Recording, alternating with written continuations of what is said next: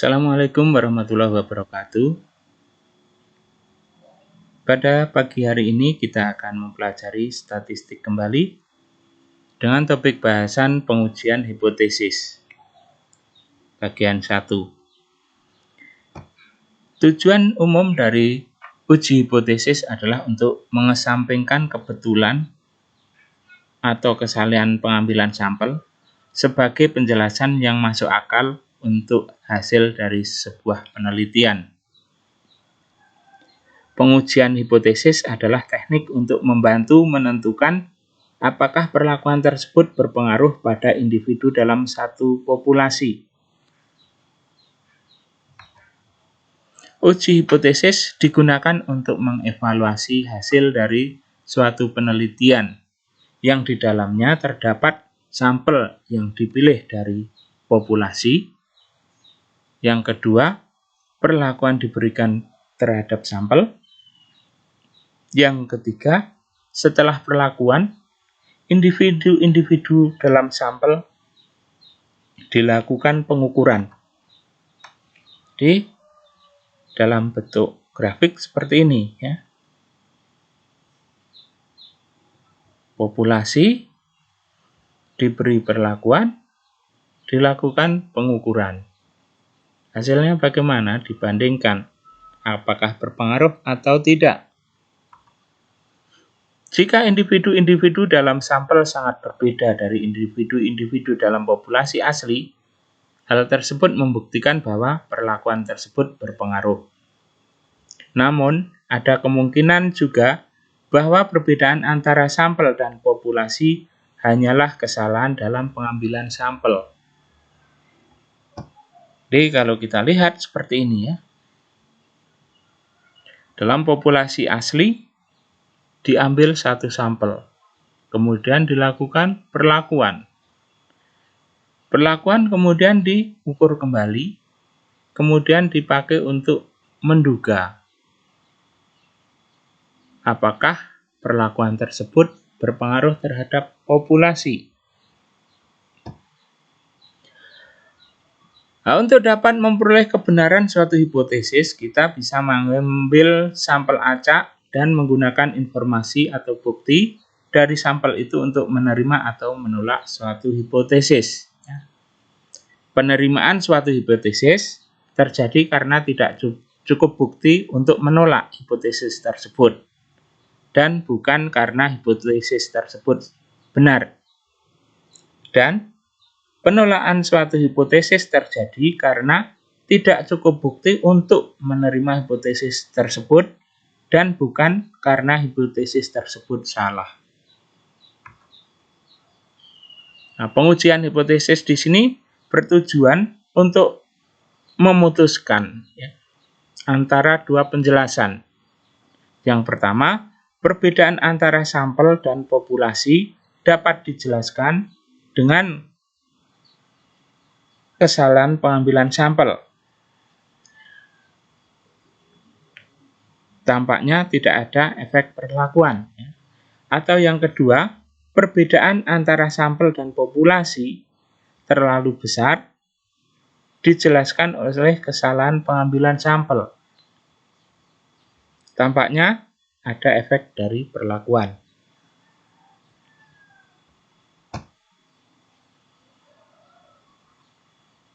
Hipotesis 0, tingkat alfa, wilayah kritis, dan uji statistik.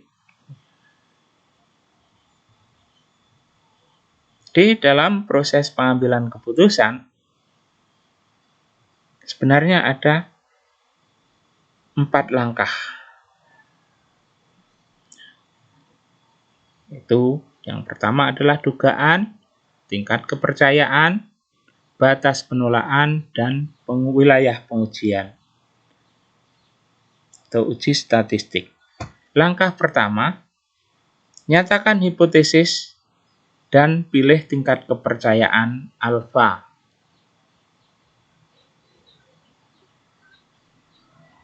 Hipotesis 0 atau hipotesis 0, ya, selalu menyatakan bahwa perlakuan tidak berpengaruh. selalu menyatakan bahwa tidak ada perubahan, tidak ada perbedaan.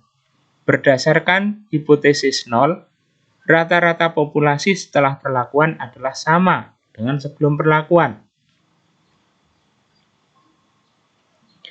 Nah, tingkat kepercayaan alfa ini untuk menetapkan kriteria atau batas untuk membuat keputusan tentang hipotesis nol. Tingkat alfa juga menentukan risiko kesalahan tipe 1. Apa itu tipe kesalahan tipe 1? Jadi kalau kita lihat data di sini dari hasil pengukuran akan ada 3 kemungkinan ya, diterima atau sama dengan awal atau di luar atau lebih besar dari H0 atau yang ekstrem kiri, ekstrem kanan lebih kecil dari H0.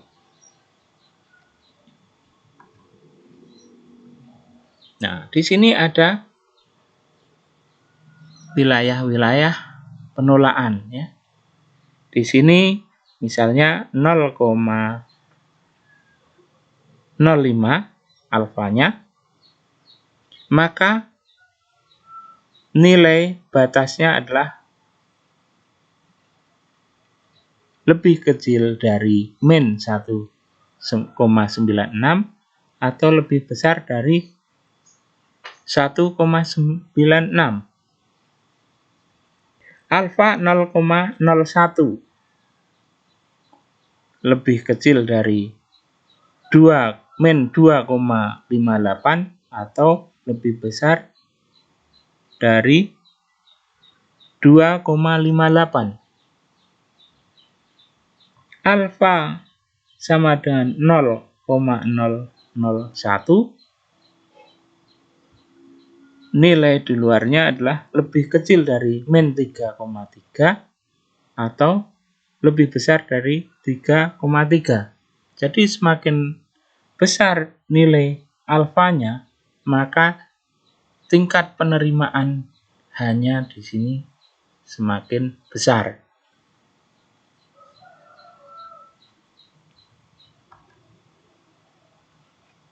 Nah, wilayah kritis terdiri dari hasil yang sangat tidak mungkin jika terjadi terjadi jika hipotesis nol benar. Artinya, wilayah kritis ditentukan oleh sarana sampel yang hampir tidak mungkin diperoleh jika perlakuan tidak berpengaruh. Di sini frasa hampir tidak mungkin berarti bahwa sampel itu memiliki probabilitas yang kurang dari alfa. Jadi bisa dinyatakan lebih kecil dari alfa. Atau bisa juga batas penerimaan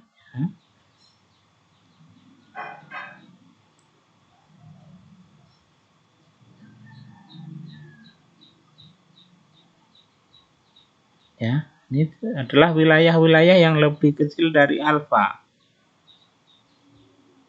Kita lihatnya di sini. Nilai alfanya di sini 5%. Z-nya adalah min 1,96 atau 1,96.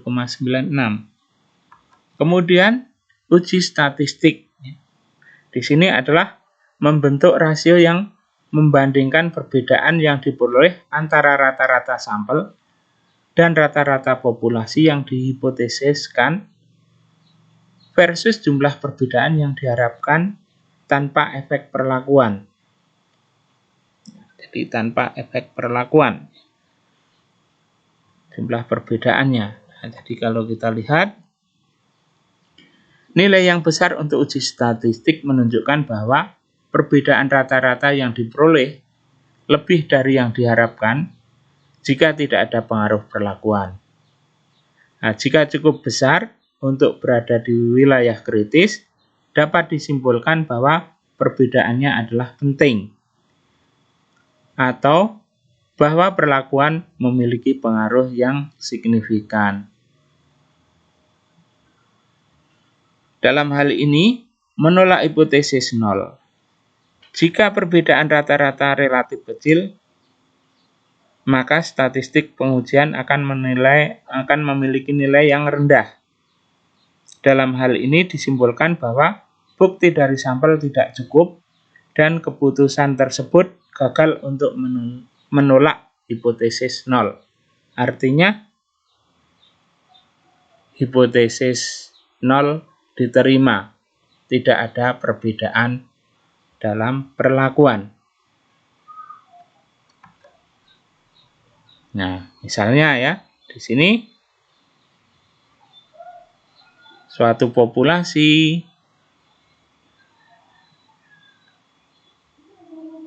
diujikan, misalnya ada pengaruh terhadap misalnya pengaruh alkohol sebagai desinfektan, ya. Nah, bisa saja ya seperti ini.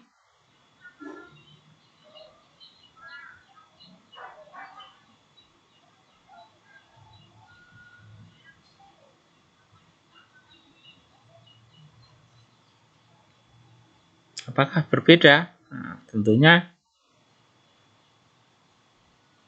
kita akan bisa mengambil keputusan sesuai dengan apa yang didapatkan dari data yang kita peroleh. Hipotesis awal diharapkan akan ditolak, disebut dengan hipotesis nol. Kondisi yang menjadi dasar pembanding. Penolakan H0 membawa kita pada penerimaan hipotesis alternatif atau H1. Nah, beberapa buku menyebutnya HA, hipotesis alternatif. Nilai hipotesis 0 atau H0 harus menyatakan dengan pasti satu nilai parameter sebagai tolak ukur, ya, cut off diterima atau ditolaknya hipotesis. Nah, ini seperti penjelasan di atas. H0 selalu ditulis dalam bentuk persamaan sama dengan. Di lain pihak, nilai hipotesis alternatif dapat memiliki beberapa kemungkinan. H1 selalu ditulis dalam pertidaksamaan. Lebih kecil, lebih besar, atau tidak sama.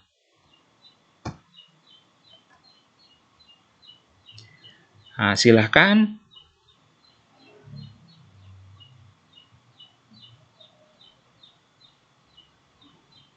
membuat hipotesis dari contoh berikut ini, ya. Di ini ada beberapa contoh, ya. Misalnya di sini ya, sebelum tahun 2017 misalnya sistem pembayaran masuk jalan tol dilakukan secara manual. Kemudian dilakukan secara elektronik.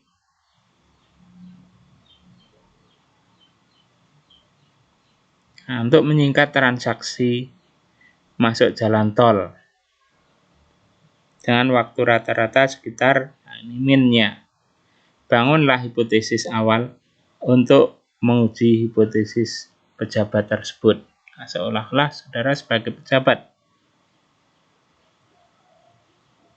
Sama enggak 2,5 menit dengan yang baru dengan yang lama?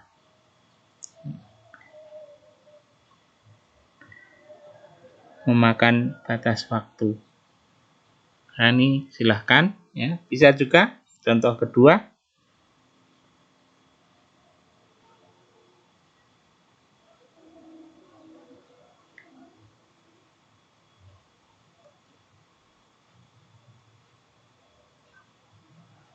Atau contoh ketiga.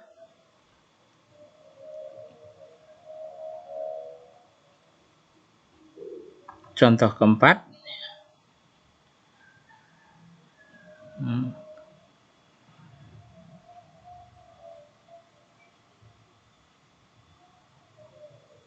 Buatlah hipotesis alternatif. Kalau 3 contoh di atas, saudara harus membuat pernyataan tidak ada perbedaan. Kalau yang contoh keempat ini, buat lawannya. Ya.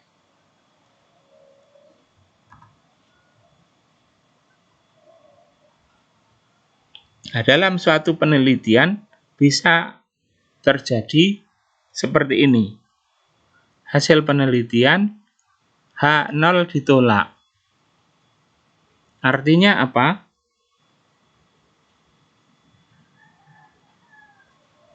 Data kita menerima bahwa H1 atau H alternatif diterima. Dalam kondisi aktual, sebenarnya ini adalah tidak ada pengaruh pada H0. Ya. Di sini ada, berarti ini tipe kesalahan 1. Ya. Berarti kalau H0 itu ditolak, maka tipe kesalahannya adalah tipe kesalahan 1. Hasil pengukuran tidak menunjukkan berbeda nyata.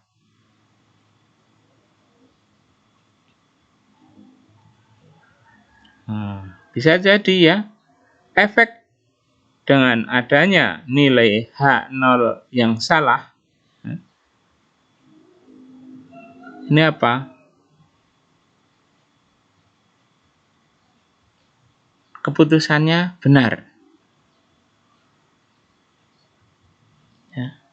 Atau menerima H0. Dia hasil pengukuran menerima H0. Artinya apa?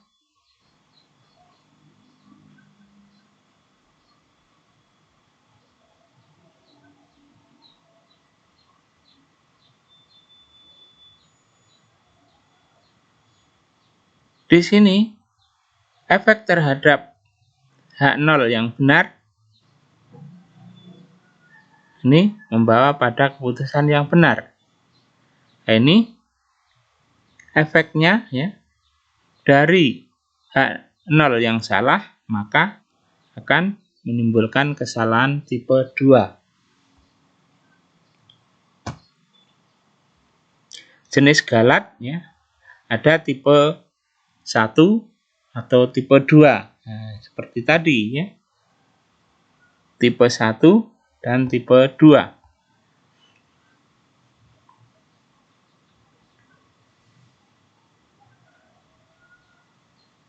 Nah, di sini misalnya ya, untuk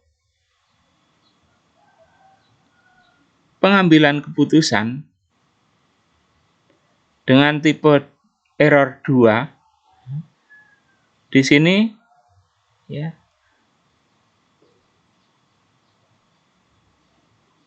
akan seperti ini ya. Jadi kondisi data bisa jadi seperti ini, kondisi populasinya, kemudian kondisi data seperti ini. Pengambilan kesimpulan yang salah akan berakibat seperti ini ya. Kemungkinan probability not making a type 2 error seperti ini. Jadi ini tipe 2 ya. Kalau kita tengok tipe 2 apa? Menolak H0.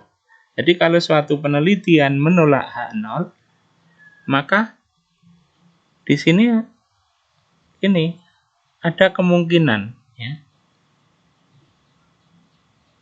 penolakannya sekian.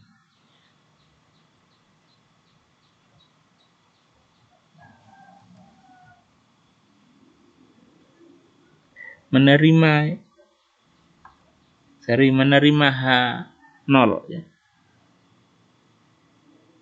menerima H0. Itu tipe 2 ya. Di sini ada kemungkinan kita salah mengambil keputusan di sini. Nah, kemudian karena keputusan untuk menerima atau menolak H0 berdasarkan pada perhitungan sampel, maka bisa saja peneliti mengambil keputusan yang salah. Ini penjelasannya ya. Tipe kesalahan 1 terjadi saat H0 ditolak, padahal sesungguhnya adalah benar, atau H0 diterima. Kemungkinan untuk melakukan kesalahan tipe 1 disebut resiko alfa. Contoh, misalnya, dari sampel diperoleh kesimpulan bahwa waktu respon sebuah call center lebih besar daripada target kinerjanya. Padahal sebenarnya respon call center tersebut lebih rendah. Ini contohnya tipe kesalahan 1. Nah, kemudian tipe 2, ya, kesalahan tipe 2 terjadi pada saat H0 diterima. Pada saat H0 diterima, maka ada kemungkinan melakukan kesalahan tipe 2 atau beta, ya, atau disebut resiko beta. Contoh, dari sampel diperoleh kesimpulan bahwa waktu respon call center memenuhi target kinerjanya. Nah, ini diterima kan? Padahal sebenarnya yang terjadi adalah melebihi. Nah, di sini ada data yang salah, ya. Kesalahan dalam pengambilan keputusan. Ini untuk menyadarkan kita bahwa dalam menggunakan statistik itu selalu ada risiko untuk salah. Nah, tingkat signifikansi sebuah pengujian hipotesis adalah probabilitas yang digunakan untuk mencegah terjadinya kesalahan tipe 1. Kuadrat adalah probabilitas untuk menolak H0 dengan benar. Nah, ketika salah dan dijabarkan sebagai 1 min beta.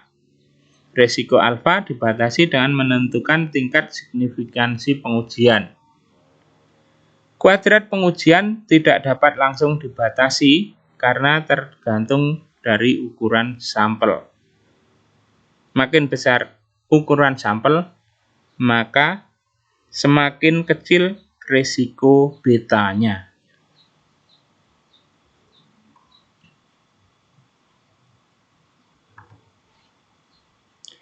Pada pengujian hipotesis, kita lebih sering berhubungan dengan nilai alfa, dengan asumsi bahwa nilai alfa yang kecil juga mencerminkan nilai beta yang kecil.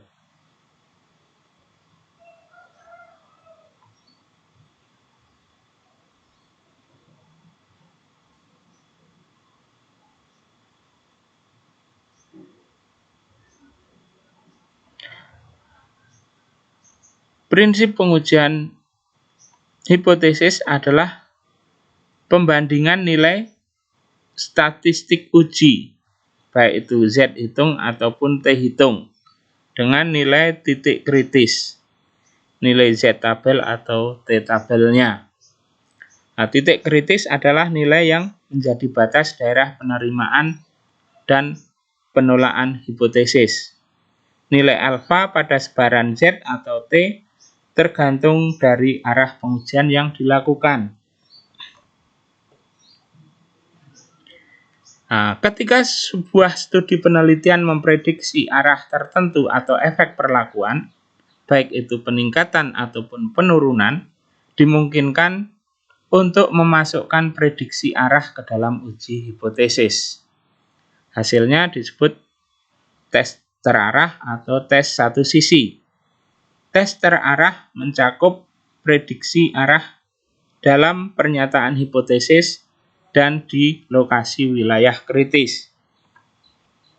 Misalnya, jika populasi asli memiliki rata-rata mu 80 dan perlakuan prediksi akan meningkatkan skor, maka hipotesis 0 akan menyatakan bahwa setelah perlakuan H0 dibanding mu lebih kecil atau sama dengan 80 atau tidak ada peningkatan. Dalam kasus ini, seluruh wilayah kritis akan ditempatkan di ujung kanan distribusi karena nilai M yang besar akan menunjukkan bahwa ada peningkatan dan akan cenderung menolak hipotesis 0.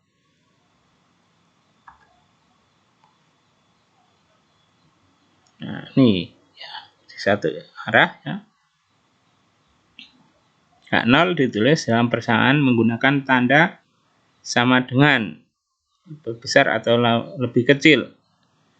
Seperti ini.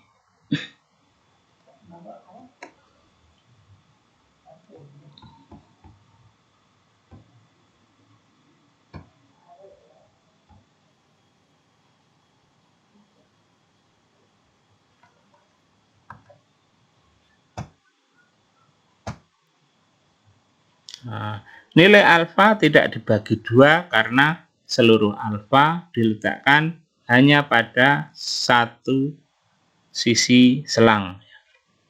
Di wilayah kritis, arah kiri, inilah misalnya di sini,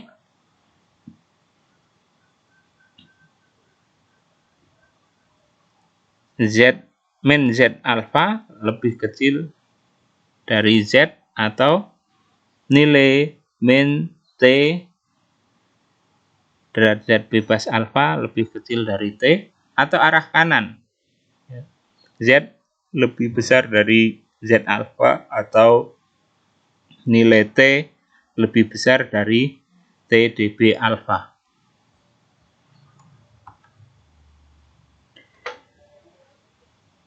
Contoh uji hipotesis satu arah ke kiri bisa kita lihat perumusan hipotesisnya ya. Misalnya tadi H0 sama dengan mu sama dengan 2,5 menit atau H0 hipotesis alternatifnya H0 mu lebih besar atau sama dengan 2,5 menit.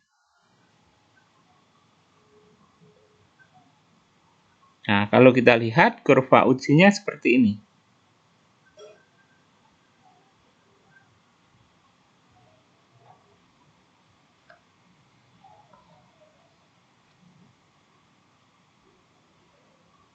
Contoh uji hipotesis satu arah ke kiri dari soal pada contoh 2. Rumusan hipotesisnya ya, H0 sama dengan mu atau dibanding dengan mu sama dengan 2000 triliun atau kurang atau sama dengan 2000 triliun. Nah, kurva ujinya seperti ini. Nah, wilayah penolakan seperti ini. Nah, kemudian ada uji dua arah. Nah, pengujian dua arah ya. Pengujian H0, H1 dalam dua arah adalah sebagai berikut. H0 ditulis dalam bentuk persamaan menggunakan tanda sama dengan ya. H1 ditulis dengan menggunakan tanda tidak sama dengan. Ya, ini diperhatikan kalau satu arah berarti lebih besar atau lebih kecil. Kalau dua arah berarti tidak sama dengan. Nah, wilayah kritis pengujiannya di sini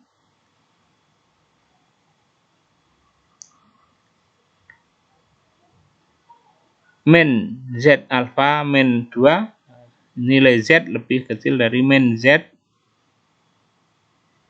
alfa per 2. Jadi alfanya dibagi 2. Atau Z lebih besar dari Z alfa per 2. Atau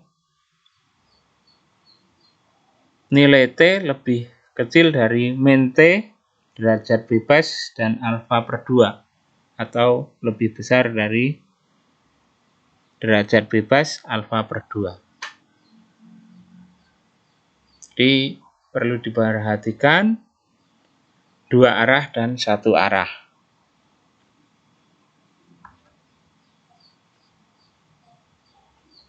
Contoh uji hipotesis dua arah pada contoh 3 ya.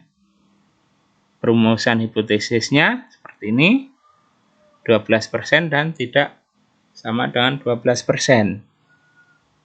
Maka alfa yang digunakan adalah alfa per 2. Jadi di sini ya.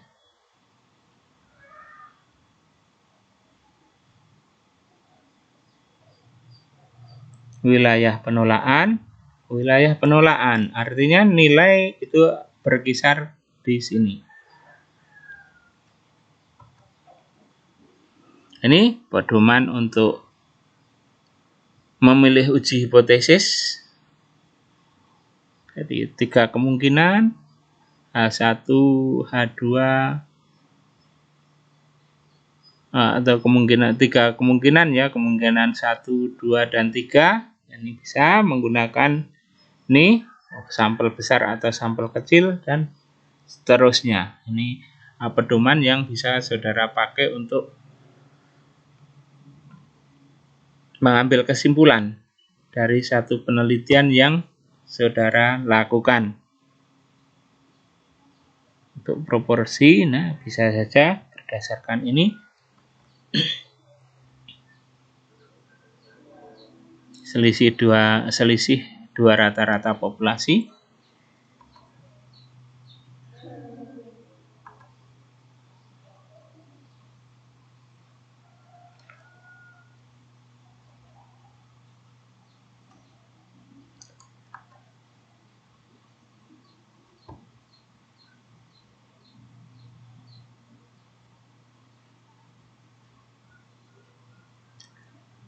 Sekian dan terima kasih.